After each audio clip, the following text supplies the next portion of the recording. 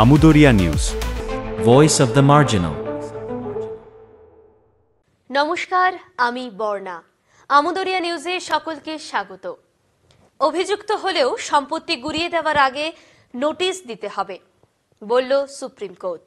কোনো ব্যক্তি বা কোনো সংস্থা কোনো মামলায় অভিযুক্ত হলেই তার সম্পত্তি ভেঙে গুড়িয়ে দেওয়ার অধিকার কোনো রাজ্য সরকারের নেই বলে ফের জানিয়ে দিল দেশের সুপ্রিম কোর্ট।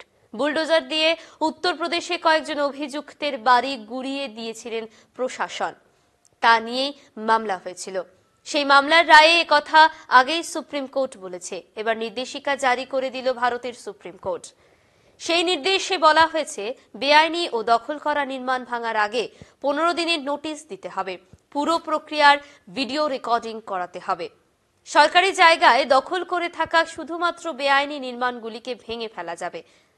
আগাম বিজ্ঞপ্তি ছাড়া কোনো নির্মাণ ভাঙা যাবে না। নোটিশ স্পষ্টভাবে নির্মাণের কাছেই সাঁটাতে হবে। 15 দিন আগে বিজ্ঞপ্তি দিতে হবে। ওই বিজ্ঞপ্তিতে ভাঙার কারণ ও কবে শুনানি হয়েছে তা থাকতে হবে। এটাও বিজ্ঞপ্তিতে বলতে হবে কেন এমন চরম পদক্ষেপ করা হচ্ছে। ডিএমকে মেল করে বিজ্ঞপ্তি পাঠাতে হবে। এই নির্দেশ অমান্য করলে দায় বর্তাবে সংশ্লিষ্ট জেলার প্রশাসনিক কর্তাদের ওপরে। তবে সুপ্রিম কোর্ট বলেছে, বেআইনি নির্মাণটি যদি সরকারি রাস্তা, রেললাইন, ফুটপাত বা জলাশয় দখল করে হয়ে থাকে এবং ভাঙার কাজটি কোনো আদালতের নির্দেশে হয়, সেক্ষেত্রে এই গাইডলাইন মানতে হবে না। সুপ্রিম কোর্ট জানিয়ে দিয়েছে, সরকারি অফিসার কখনোই বিচারক নন এবং কাউকে দোষী সাব্যস্ত করে সেই ব্যক্তির বাড়ি গুঁড়িয়ে দেওয়ার অধিকার তার নেই। আসছি পরবর্তী খবরে। রাসচক্র তৈরি করতে না পেরে আক্ষেপ আলতাফ মিয়ার। আলতাফ মিয়া কোচবিহার রাসমেলার সঙ্গে, যার নাম অঙ্গাঙ্গিভাবে যুক্ত বিগত বহু বছর ধরে। মদনমোহন ঠাকুর বাড়ির সেই রাসকে কেন্দ্র করে এই মেলা হয় এতদিন অবধি। তা তৈরি করার মূল কারিগর ছিলেন এই আলতাফ মিয়া। তবে বর্তমানে তিনি অসুস্থ।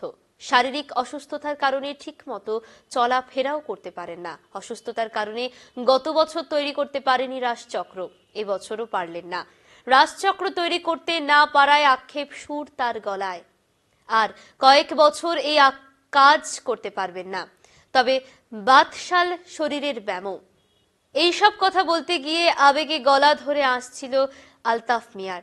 তার হাতে তৈরি রাসচক্র ঘুরিয়ে লক্ষ লক্ষ মানুষ পুণ্য অর্জন করেছেন। কত না স্মৃতি রয়েছে রাস নিয়ে। বংশ পরম্পরায় তারা এই রাসচক্র তৈরি করে আসছেন। তার বাবার মৃত্যুর কয়েক বছর আগে থেকেই তিনি এই রাসচক্র তৈরি করে আসছেন। তার বাবার মৃত্যুর কয়েক বছর আগে থেকে তিনি এই রাসচক্র তৈরির শুরু করেন। 3 ভাইয়ের মধ্যে তিনি একমাত্র এই কাজ শেখেন। এরপর থেকে ক্রমেই মদনমোহন বাড়ির রাসের সঙ্গে তার নাম ওতপ্রোতভাবে জড়িয়ে গেছে। কিন্তু এবার নিয়ে 2 বছর হতে চলল, তিনি আর পারলেন না। নিজে না পারলেও অসুস্থ শরীরে চেয়ারে বসে এক মনে ছেলে আমিনুলের রাসচক্র তৈরি করা দেখেছেন তিনি। আসছি পরবর্তী খবরে।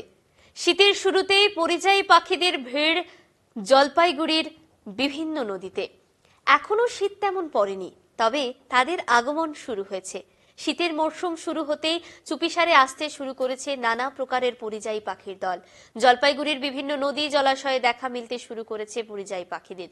বিশেষ করে তিস্তা, করলা নদী ও সংলগ্ন তীরবর্তী এলাকায় এদের বেশি সংখ্যক দেখা যাচ্ছে। অস্ট্রেলিয়া, রাশিয়া, সাইবেরিয়া প্রভৃতি দেশ থেকে এইসব পরিযায়ী পাখি এসেছে। তার মধ্যে red wattled lapwing, river lapwing, grey headed lapwing, উইলিং টিল, হাঁস জাতীয় পরিযায়ী পাখি রয়েছে বলে জানা গিয়েছে।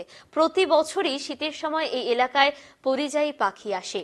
এবছর শীত না পড়তেই তাদের দেখা পেয়ে খুশি পক্ষীপ্রেমীরা। ইতিমধ্যেই এই পরিযায়ীদের দেখতে ছুটে যাচ্ছেন অনেকেই। এই মুহূর্তের শেষ খবর। ভারতের এই মন্দিরে রয়েছে কিংবদন্তি ক্রিকেটার সচিনের মূর্তি। ভারতীয় ক্রিকেটে সচিন তেন্ডুলকরের অবদানের কথা সর্বজন বিদিত। অনেক দক্ষ ক্রিকেটার সচিনকে ক্রিকেটের ভগবান আখ্যায়িত করেছেন।